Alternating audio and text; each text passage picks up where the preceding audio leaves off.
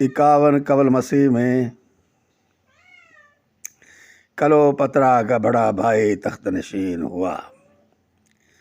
تو اس نے فرعون روایت کے مطابق اپنی 11 سالہ کم سن بہن کو کلوپترا سے شادی کی۔ اس کی ہلاکت کے بعد 13 سالہ چھوٹے بھائی بطلیموس نے تخت سنبھالا تو اس نے بھی انہی روایات کے مطابق جب اپنی بہن سے شادی کی تو کم سن شاہ بطلیموس کے اقتدار کا دور پراشوب امور مملکت پر گرفت انتہائی کمزور تھی، مگر اس نے اپنے درباری امراء کی مدد سے منہ زور بیوی کلوپترا کو مصر چھوڑ کر شام میں پناہ لینے پر مجبور کر دیا۔ بطلیموس کی ہلاکت پر کلوپترا نے خاندان فرعون شاہی کا تخت و تاج سنبھال کر خدائی کے دعوے دار فرعون کی روایت کے مطابق خود کو دیوی کہلوانا شروع کر دیا۔ کلوپترا کا مارکا عشق کا پہلا شکار روم کا وہ شورا آفاق حکمران جولیس سیزر تھا جو 2 برس تک مصر میں مقیم رہا اور بنا شادی رچائے ہی کلوپترا کے ناجائز بچے کا باپ بن گیا۔ اپنے سب سے بڑے حریف جنرل پامے کو شکست دینے کے بعد جولیس سیزر نے تخت روم سنبھالا تو کلوپترا اس کی قربت اور دیگر پراسرار عزائم کے لیے روم ہی میں مقیم ہو گئی۔ اپنے بے وفا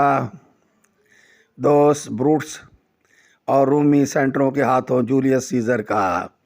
قتل ہوا تو کلوپترا اس کے منہ بولے بیٹے اور نائب جنرل انتونی سے تعلقات بنا کر اس کے 3 بچوں کی ماں بن گئی۔ کلوپترا کی یہ تیسری اور آخری شادی تھی۔ انتونی نے جنرل اکٹیون سے شکست کھائی تو کلوپترا میدان جنگ سے فرار ہو کر ایک خفیہ پناہ گاہ میں جا چھپی۔ اسی دوران میں اس نے انتونی کو شکست دینے والے فاتح جرنیل اکٹیوین سے عاشقانہ راہ و رسم بنانے کی بھرپور کوشش کی مگر ناکام ہوئی۔ تاریخ کے مطابق اس نے اپنی ایک خادمہ کے ذریعے انتونی تک یہ افواہ پہنچائی کہ کلوپترا نے اس کی شکست کے بعد دل برداشتہ ہو کر خودکشی کر لی ہے۔ عشق میں مبتلا انتونی نے اس افواہ کو حقیقت سمجھا اور تلوار سے اپنا سینہ چاک کر کے خودکشی کر لی،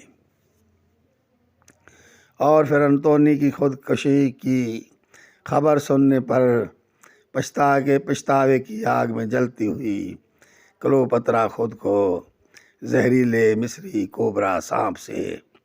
ڈسوا کر تاریخ میں بے وفائی کی علامت بن کر ہمیشہ کے لیے زندہ ہو گئی۔